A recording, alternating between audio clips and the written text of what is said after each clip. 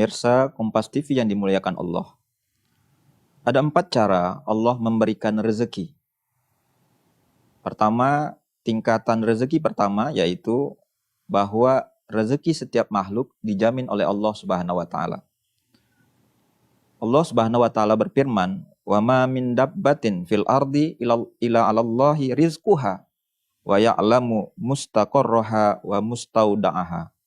Kullum fi kitabim mubin."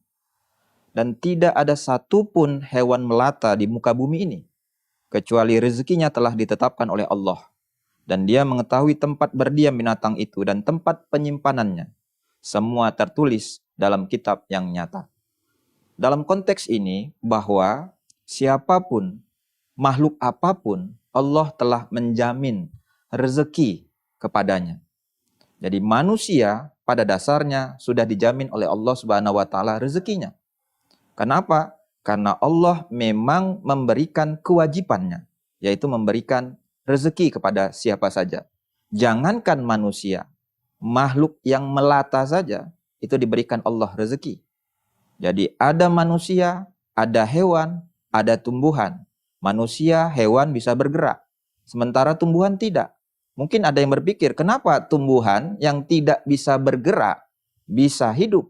Karena memang tumbuhan yang tidak bisa bergerak itu diberikan Allah rezeki. Sementara manusia yang bisa bergerak, kenapa Allah tidak bisa memberikan rezeki atau kita merasakan bahwa kita tidak mendapatkan rezeki? Itu salah. Kenapa? Karena manusia yang bisa bergerak harusnya mampu melakukan sesuatu untuk mendapatkan rezeki. Karena itulah setiap orang, setiap makhluk pasti akan mendapatkan rezeki dari Allah Subhanahu wa taala. Yakinkan itu. Manusia yang baru lahir, bayi yang baru lahir, itu sesungguhnya sudah mendapatkan rezeki dari Allah. Jangan takut kalau seandainya Anda menganggap bahwa bayi itu tidak akan mendapatkan rezeki. Jangan. Kenapa? Karena Allah sudah menjamin bahwa makhluk hidup pasti akan mendapatkan rezeki dari dirinya. Jangankan manusia, makhluk-makhluk yang lain juga akan mendapatkan rezeki dari Allah Subhanahu wa taala. Yang kedua, tingkatan rezekinya adalah didapat sesuai dengan apa yang diusahakan. Wa allaisa lil insana illa ma sa'a. Tidaklah manusia mendapatkan apa-apa kecuali apa yang telah dikerjakannya. Dalam konteks ini, manusia yang selalu bekerja keras pasti akan mendapatkan apa yang dia lakukan pada saat dia bekerja itu.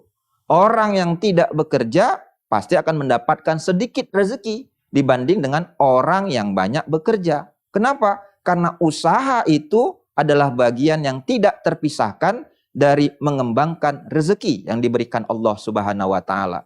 Jadi kalau ada orang miskin, ada orang kaya, boleh jadi usaha orang kaya itu lebih keras dibandingkan dengan orang miskin. Jadi jangan salahkan yang kaya atau jangan salahkan orang yang miskin karena memang porsi mereka itu berbeda-beda. Yang kaya berusaha, yang miskin boleh jadi tidak berusaha atau usahanya belum maksimal. Sementara orang kaya ini usahanya sangat maksimal. Karena itulah tidaklah manusia mendapatkan apa-apa kecuali apa yang telah dikerjakannya. Ini menjadi garis bawah yang perlu kita perhatikan. Jadi kalau ada di antara kita yang merasa bahwa Allah seolah-olah tidak adil, itu salah. Kenapa? Karena Allah telah memberikan rezeki kepadanya.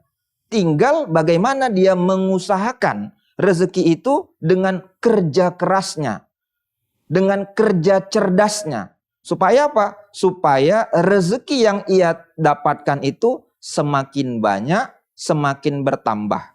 Jadi orang yang tidak mendapatkan rezeki, bukan tidak mendapatkan rezeki, tapi dia kurang memaksimalkan apa yang dia dapatkan itu. Yang ketiga adalah rezeki lebih bagi orang-orang yang pandai bersyukur. Jadi orang yang pandai bersyukur mendapatkan rezeki yang lebih banyak lagi daripada orang yang tidak pandai bersyukur. Allah Subhanahu wa taala berfirman, "Wa iz ta'azzana rabbukum la in syakartum la azidannakum wa la in kafartum inna adzabi lasyadid." Dan ingatlah tak kala Tuhanmu memaklumkan, sesungguhnya jika kamu bersyukur dengan nikmat yang aku berikan, kata Allah, pasti aku akan menambahnya. Tapi jika engkau kufur dengan nikmat yang aku berikan, maka Allah mengingatkan orang-orang tersebut bahwa azabnya sangat pedih. Jadi tingkatan rezeki yang ketiga ini adalah kalau kita mendapatkan rezeki, maka kita harus bersyukur dengan apa yang didapatkan itu. Tidak seperti yang tadi, ketika Sa'labah mendapatkan rezeki dari Allah, dia bukan bersyukur, tapi dia tambah kufur. Akhirnya apa? Akhirnya dia meninggal dengan keadaan yang tidak diridhoi oleh Allah Subhanahu wa taala. Pemirsa Kompas TV yang dimuliakan Allah, karena itulah kalau kita mendapatkan rezeki dari Allah, maka bersyukurlah kita. Apapun yang kita dapatkan merupakan bagian dari rasa syukur kita kepada Allah. Banyak kita syukuri, kecil kita syukuri. Boleh jadi yang kecil itu kalau kita syukuri, dia akan mendapatkan berkah yang lebih banyak. Tapi kalau banyak yang kita dapatkan, kita tidak bersyukur, boleh jadi yang banyak itu tidak mendapatkan berkah dari Allah Subhanahu wa taala. Konteksnya adalah berapapun yang Allah berikan kepada kita, apapun yang Allah berikan kepada kita, maka wajib kita syukuri. Bagaimana cara bersyukurnya? Nah, cara bersyukurnya selain mengucapkan alhamdulillah, kita juga mengupayakan dengan apa yang Allah berikan itu ada sesuatu manfaat yang kita berikan kepada orang lain.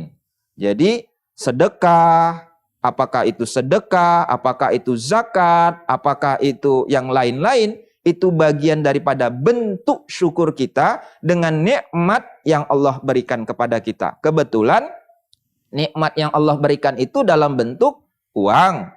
Kalau seandainya bentuk jabatan, maka kita syukuri jabatan itu. Dengan apa? Dengan melakukan sesuatu yang sesuai dengan jabatan kita.